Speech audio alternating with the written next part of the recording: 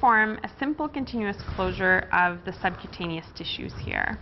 So what we want to do is begin by burying our knot into the subcutaneous tissues. So to bury a knot, we're going to start deep at the corner of our incision towards the surgeon, coming out just at the edge of the junction of subcutaneous tissue with skin.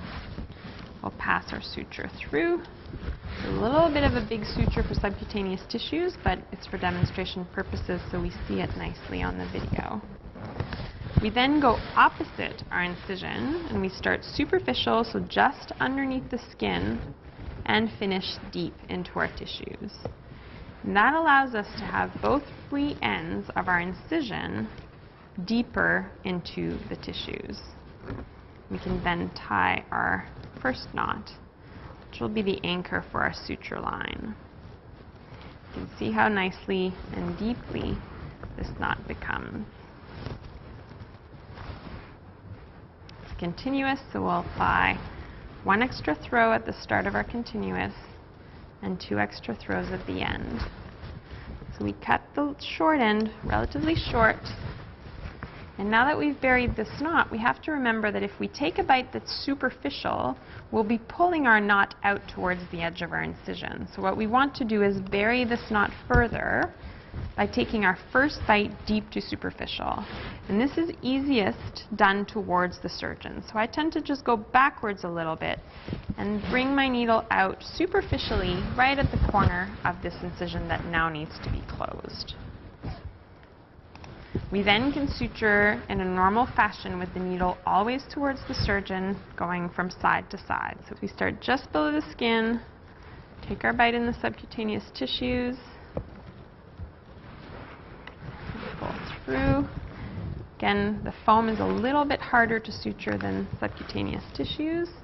We want to get good enough bites that our suture holds through the tissues, but without making the incision bulky or strangling too much fat. In a patient, we would take smaller bites and try to oppose the tissues without bunching up all of the subcutaneous tissues.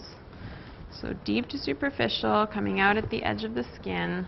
The closer you come out at the edge of the skin, the better apposition you actually get of your subcutaneous tissues, as opposed to just taking deep bites that aren't close to the edges of the skin. So we continue as a simple continuous pattern here.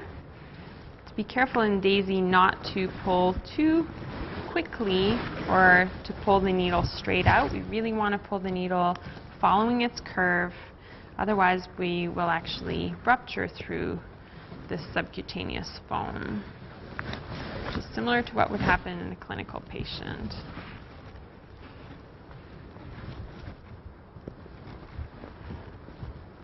Again, continuing as a simple continuous pattern.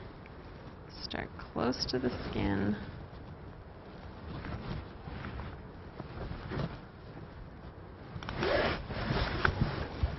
And then once we get close enough to the end of our incision, we have to begin thinking about burying. And so I usually leave myself about 1 centimeter. This is about where we are now. So we'll bury our knot now at this end. It starts same as what you've been doing. So you'll go superficial to deep on the side opposite your surgical site. Now you'll pull your suture through all the way though. And this will become the start of your deep loop. So the other end of the strand has to now be deep, so you take your bite again the same way you've been suturing, deep to superficial.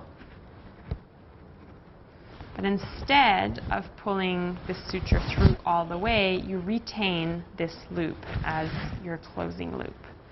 So what we have is a loop that is deep, and now a long strand that is superficial. So this long strand now has to be made deep, so we go again across our incision, start superficial, finish deep into our tissues, pull this through, and so what we're left with is a long strand and a loop, and each of these are deep.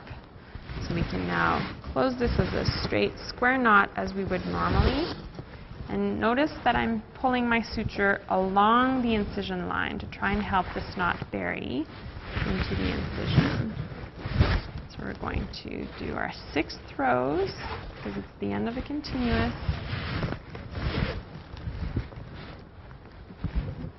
and then we can cut this suture nice and short.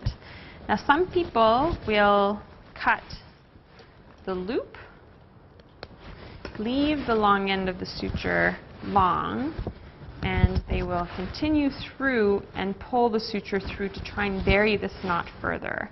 Now if your knot is buried properly, if you've used the correct technique, you do not need to do this.